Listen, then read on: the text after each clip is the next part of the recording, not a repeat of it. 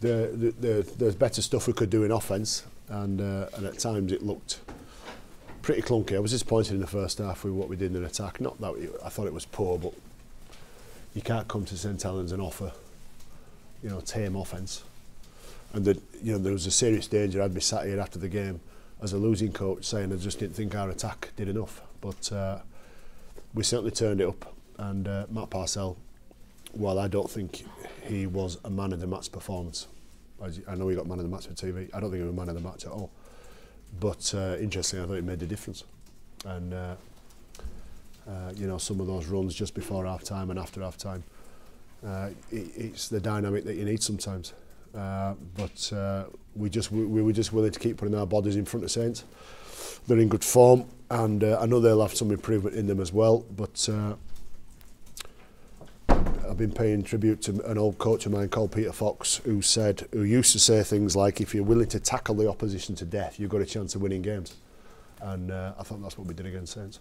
There was a lot of character, wasn't there? Because Ashton Golding went off in maybe the 6th minute of the game and led the rest with all, obviously the 3 subs. And before that, Mitch Garbutt hasn't played because of a knee that he sustained last week. So there's one big man. We've lost Nathaniel Peteru, who is another big man, and we've lost Cuthbertson, which is another big man, and we've lost Keith Galloway, which is another big man.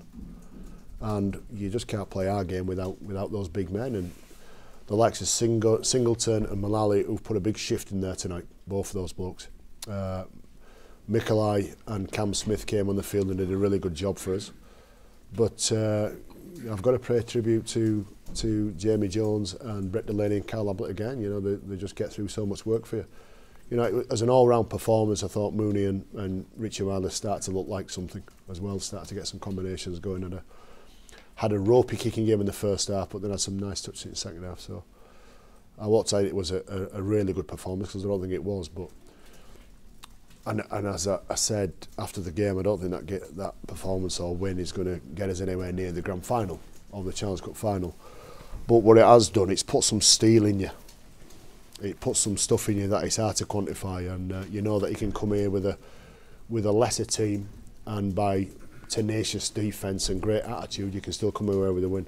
Given the injuries that you had, how worried were you when Ash had to come off? Yeah, it's a concern, but luckily we had Jack Walker on the bench. It was between him and Brad Dwyer, so just very fortunate that we had a fullback for a fullback.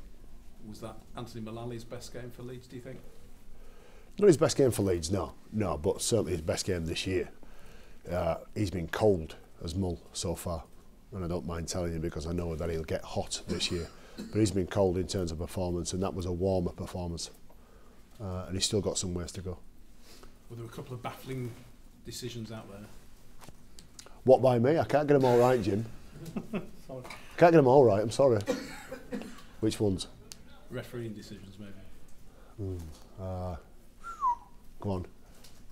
Help me get myself in trouble. Go. Ablett's play the ball. Yeah, I don't know. The feedback that Carl got, although I wouldn't back Carl on this because he tells lies, Carl Ablett. But the feedback was that when he called surrender, Carl played it too quick.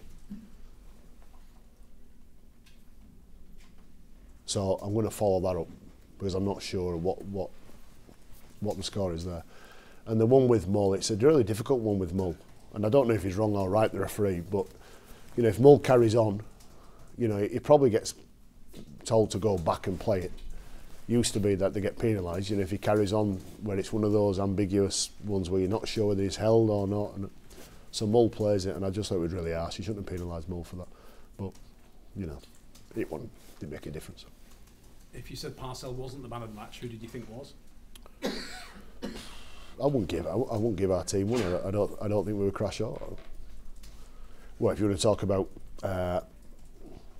picking yourself up and going again, we had a few courageous performances there. But there won't be too much I could cut from that for next week and say, look, we need to do more of this, and this was a really slick part of attack, and we could use this passage of play. Look at these sequence of plays. That was really good, because I don't think we had that many. I don't think Saints were great, and if Saints had a performance above 8 out of 10, I don't think we'd have come away with a win.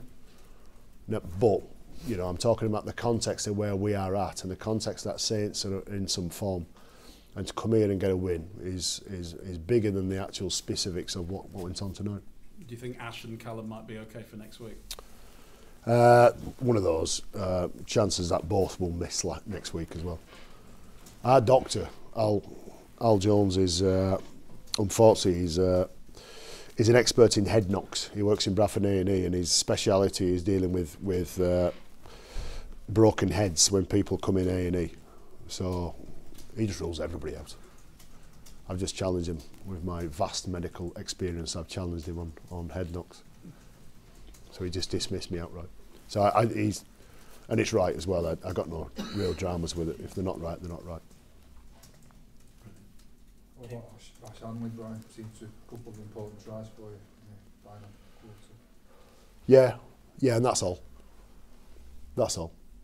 Did he stake any sort of claim? Because obviously he's a fringe player for you. But Yeah, he hasn't played poor. I'll tell you what I said to him at half time. He hasn't played poor. He didn't have too many carries where I thought, you know, that was poor, which he had been guilty of sometimes. But you know, to say to your coach, I'm keeping the shirt next week. So there's no question here, coach. When you pick the team next week, you've got to put my name in centre. I don't know if he did that. And he got on the end of a couple of players there, which ended up scoring some tries. But if it weren't him, it would have been somebody else. Sounds harsh, doesn't it? But if you want to get a shirt with Leeds Rhinos centre, you're going to be 9 out of 10.